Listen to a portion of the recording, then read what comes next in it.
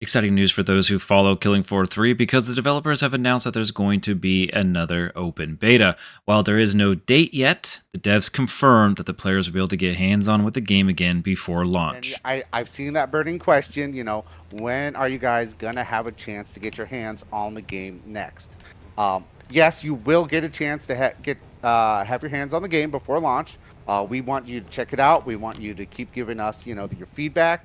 The beta that we had in the past has already resulted in major changes: smarter Zed behavior, destructible environment tweaks, weapon feel improvements, better performance, and a completely different type of Zed time. And they're also encouraging even more feedback going forward. The question is, will they push it back again if the feedback is terrible? They also emphasize that more dev streams and community updates are on the way within this next month because the game comes out July 24th. Now, as it comes for the future, for roadmap and plans, it seems they've got a pretty hefty list of things. New weapons, new maps, bringing back fan favorites, all of this stuff already in the pipeline, along with a deep weapon modding system that lets you tweak functionality across multiple playstyles.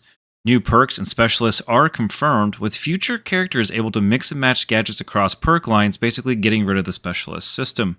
We've already seen perks like the Ninja and older ones like Berserker have been hinted at. The plan is to make every tool, gadget, and perk system expandable, not just balanced for launch. On the content side, multiple new maps are in active development, including a rainforest prison and a snowy Arctic facility with dynamic blizzard conditions that change visibility and combat tactics mid-wave. Supposedly, these are more than just cosmetic swaps. They're designed to create entirely new gameplay styles. Future maps will also feature more verticality, zip lines, and destructible elements that force players to adapt. Meanwhile, enemy variety is expanding with new Z types, additional bosses, and evolving mutation systems that will keep encounters fresh. The developers are also doubling down on storytelling. Characters like DJ Scully and Mr. Foster are returning alongside new Nightfall operatives. The lore of the game is being layered into the environment itself, from subtle world building and maps to unrevealed enemy types teased in trailers. They've said outright that there are frames of enemies no one's seen yet already hidden in the content shown so far, pointing to a long-term narrative rollout. Gameplay systems like Z-Time, executions, and operator synergy are also being fine-tuned based on the community input, with the goal of increasing difficulty while giving players more tools to survive.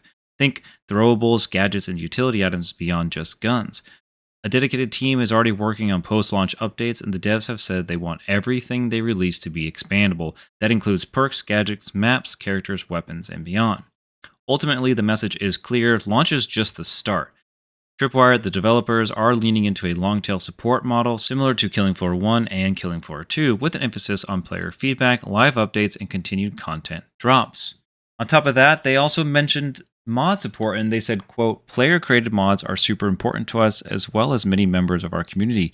That's why we want to make sure this feature receives the appropriate attention this feature needs. Post-launch, the team will continue exploring how we can best support player-made creations." So they didn't say there won't be modding, they didn't say there will be modding, but it sounds like it is something they do want to push post-launch. So don't expect it at launch, but there's hope that it will come in the future. As always, covering Killing Floor 3, news, updates, gameplay, you name it. Hit the subscribe button, the like button, and we'll see you in the next one. Peace.